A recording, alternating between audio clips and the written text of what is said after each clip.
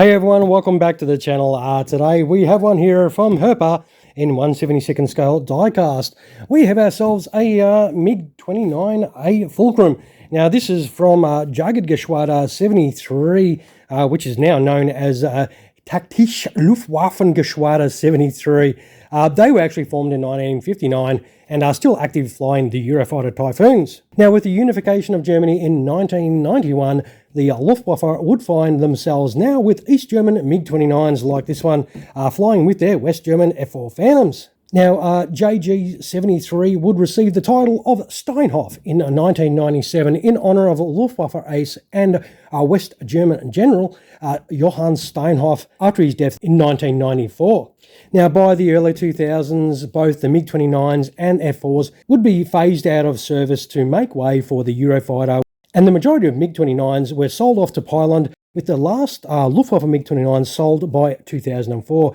And our particular aircraft here is in a farewell to a livery from 2003. That does look pretty cool in there. So you can see the landing gear options, of course, and a set of instructions, and that awesome looking MiG-29 sitting in there. But as we say, no good in the box. So what we'll do is we will quickly get this Fulcrum out of the box and get our hands on it.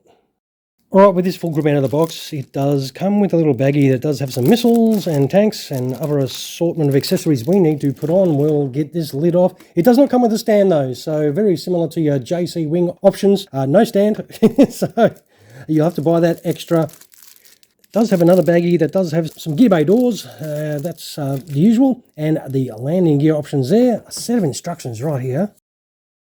Let us open these massive instructions up. Well, that's your instructions. They are not the biggest, but they are there. So it's always handy to have some instructions. And we have our awesome looking MiG sitting right there saying, get me out of here. So we will oblige by popping that out. Oh, nice. That is really colourful. This absolutely looks cool. I am looking forward to this. We'll move this packet out of the way, of course. Oh, wow. That is really nice. Check out that. That is crazy. That looks fantastic. Let's have a closer look. It's got some great details. That marking's very, very nice. That looks amazing. It is really well applied. The rudder does have some movement there, so if you like to play with things like that, it does have some reasonable engine detail there. I'm assuming there is a little bit of movement if I can get my fingers in there, which is kind of hard because they're fat and chunky. There we go. So plenty of little things to open and close if you like sticking your fingers in things. Check out that. Wow. That looks awesome. Very nice. So there is already a pilot figure in this one. Does that open? The canopy does open, so probably you might be able to take that pilot figure out. Does have some nice detail in there. Seems to open and close without any problems. Of course, we need to put a little pitot tube on the front there. That does look cool. Let's have a look underneath. Beautiful. This is very neat, and there's a nice detail underneath there. Wow. Yeah, looks pretty cool. Definitely looking forward to setting this one up and looking at a completed aircraft, which we'll do. So what we'll do is we'll quickly chuck some bits and pieces on this and come back with a completed aircraft. Alright, here we have this MiG set up for in-flight. Boy, this is pretty cool. Definitely enjoying it. It does set up nicely with the ordnance. You just plonk them straight in. No dramas, they fitted without an issue. Same with the center tank, went in beautifully. What doesn't go in beautifully are the main landing gear door covers for in-flight. They just don't, they're very ugly. They don't push in nicely, they don't seat properly. I tried pulling them out a couple of times and putting them in. That's sort of the best I can sort of do at the moment. Maybe if you glued the ends in, if you want it more permanent, and it will sit in there a little bit better. But that's a little bit unfortunate with that. It's very similar to, I think, the Witty wings or JC wings maybe. I think they share molds, so it's going to have the same issues.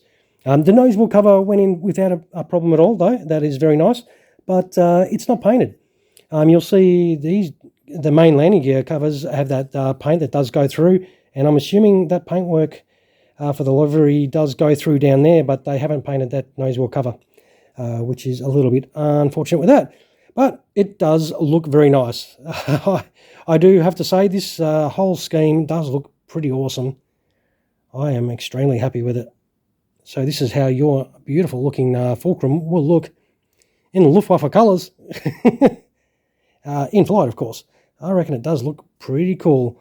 But we can't put it on a stand because we never got a stand provided, so I can't put this down. But what we need to do is put this in gear down so we can check it out on some landing gears. So we will go off and do that right now. All right, we'll be back in one moment with this gear down. And of course, just a reminder, this is what you have to look forward to when you do gear down. But at least the main landing gear pieces, these are all metal. So that is one handy thing. So you will be able to put some pressure on these to put them in. Let's go have some fun. All right, we are back with this Fulcrum in a gear down.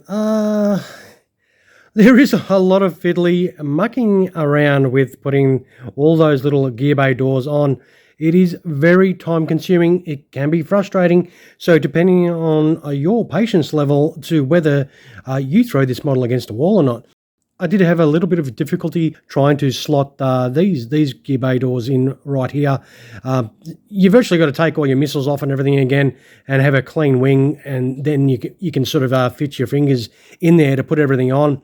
And then, of course, you can put your landing gear in there. As I mentioned, they are all metal, so that is pretty good. Same with the nose wheel. You actually have to put the nose wheel in first, and then you have to put those gear bay doors in. And as you can see, there is not much room to slip your finger in there. So you need sort of some tweezers to be able to slot those in there and then to be able to put some pressure on them to put them in place. So that is probably the only downfall, is setting this up gear down is a little bit difficult. Well, for some, like me. But it's probably the better way of looking at the aircraft, though. It does, once you've gone through the pain of setting this up, it does present really nice. It looks really good.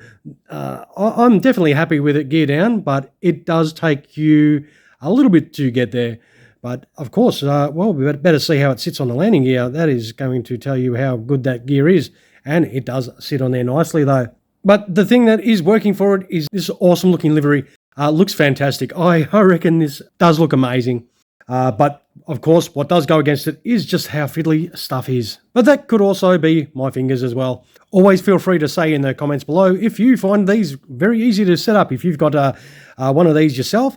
But in the end, I am still very happy with what I have here. It does look very presentable and will look bloody awesome on the shelf. All right, everyone, I will do the usual, though. I will take some photos of this Fulcrum and chuck them on at the end of the video so you can check this out without my fingers all over it. And, of course, don't forget to throw some of those somewhere down there. And feel free to subscribe or even comment on the video if you want to say anything about what you've just seen.